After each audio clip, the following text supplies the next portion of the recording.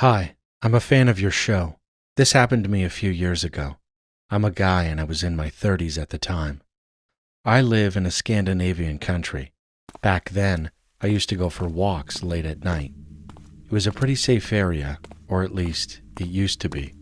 But things started getting worse. More violent crime, mostly gang-related. Still, if you minded your own business, it wasn't usually a problem. So one night, around midnight, I was out walking. Up ahead, I saw a tall apartment building, and two men were pacing back and forth around it. I recognized the building. A retired teacher from my school lived there. She was probably in her 50s by now. It felt a little strange seeing these guys circle the place, but I didn't think too much of it.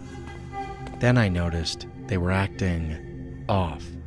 They were standing on their tiptoes, peeking through windows. One of them even picked up a stick and walked back across the yard. That's when I realized they were about to break in, and I had just walked into the middle of it. They noticed me. They stopped and turned and stared directly at me. My gut told me to move, fast, so I turned left to get out of there, but the path wasn't great either. It led past a school and an open lawn, totally empty. No people, no cover. I glanced back. At first, the men walked the other way, but when I made the last turn in front of the school, I spotted them again, hiding behind a bush, watching me, waiting. There's no way they ended up there by accident. If they weren't planning something, they wouldn't have followed me like that. At one point, I was almost home, so I did the only thing I could think of. I took my jacket off and held it up, like a decoy.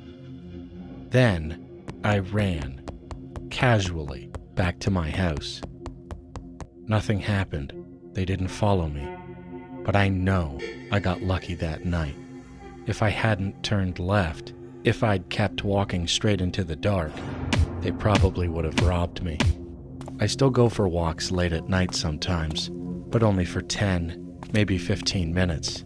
And I always stay close to the buildings, somewhere people can see me, just in case.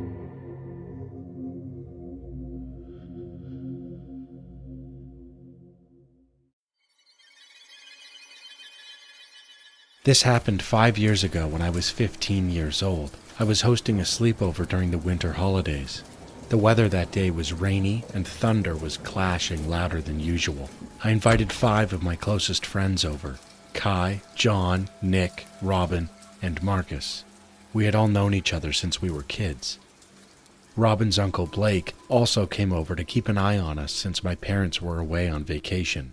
They would not be back for a few days. My 2 bulldogs were with me too. Blake was a funny and easygoing guy, but he was no joke. He trained in professional martial arts and even coached MMA fighters. Everyone arrived that afternoon. I don't remember the exact time, but it was already pretty dark outside. The weather was classic winter with heavy rain and low skies. Blake ordered everyone pizza, and we decided to watch a scary movie. Honestly, it felt like the perfect night for it. The stormy weather set the mood. Halfway through the movie, the doorbell rang. We figured it was the pizza guy, and Blake went to get it. He looked through the peephole and saw the delivery man. He was about 6 foot tall and had a strange, unsettling expression. Blake said the guy gave him a bad feeling right away. He opened the door and the man handed him the pizza. There were no words, just this long, creepy smile. Blake paid and shut the door quickly. Later he told us it was one of the most awkward moments of his life. He just stood there while this guy silently grinned at him. Something about him felt wrong. Still, we brushed it off and continued watching the movie. By the time it ended, it was close to midnight. We all decided to sleep in the same room. It was the large guest room upstairs. Everyone brought their own sleeping bags. I slept on the bed, and so did Nick. The others set up around us on the floor. Blake stayed downstairs, watching his favorite Netflix series on the couch. We stayed up talking for about 30 minutes before finally falling asleep. Then, a shrug on my shoulder. Nick was trying to wake me. His face looked worried. He whispered, "Did you hear that?" There was a knock coming from the window. At first, I thought it was thunder, but then he leaned in and said, "I think someone's trying to get in." My heart started racing. We stared at the window, frozen. The knocking stopped. Then a dark figure appeared right at the glass. They were wearing a black or gray hoodie. I could not make out the face, just a shape, a shadow, but it was close, too close. Adrenaline kicked in. I jumped out of bed and ran to the window. I locked it fast, just as the figure tried to lift it open. That was when I saw it, a crooked white tooth twisted into a vicious smile, but I still could not get a clear look at the rest of the face. I bolted back across the room and shook everyone awake. Then came the knocking again, louder, meaner. He started yelling something, but the words did not make any sense. It was like my brain could not process them. We ran straight downstairs to wake up Blake. Blake did not hesitate. He grabbed my 2 bulldogs and headed outside. We followed behind him. What we saw was disturbing. There was a ladder leaning against the side of the house. It was positioned right below the bedroom window. The knocking sound had been the ladder tapping against the wall as the man climbed. Blake spotted muddy footprints leading to the backyard. He ran that way. That was when we saw him. The man was crouched under a garden bush trying to hide. Blake charged at him, with the dogs barking beside him. The dogs lunged and bit into the man's hoodie, and Blake punched him hard and fast. "Call the police!" He yelled. We did. It took them a while to arrive because of the storm.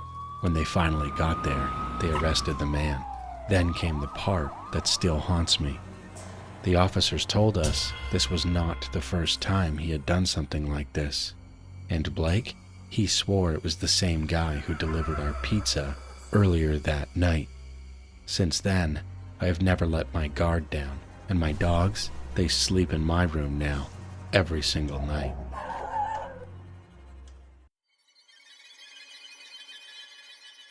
Hey Wanzi, my name is Becky. I'm from a country in West Africa called Ivory Coast, and I have a scary story that happened to me when I was just 6 years old. Back then, I lived in a small apartment with my parents. It was a quiet building, and I didn't have any friends to play with. There weren't any other kids my age around. So my parents hired a babysitter to take care of me whenever they were busy. One day, I told my babysitter I wanted to play outside the building. She agreed, and we went out together. Right next to our apartment building, there was a small house made entirely out of wood, and that's where I saw them. A group of kids playing right outside the wooden house. I got excited and asked my babysitter if I could join them. She said yes, so I ran over and started playing with them.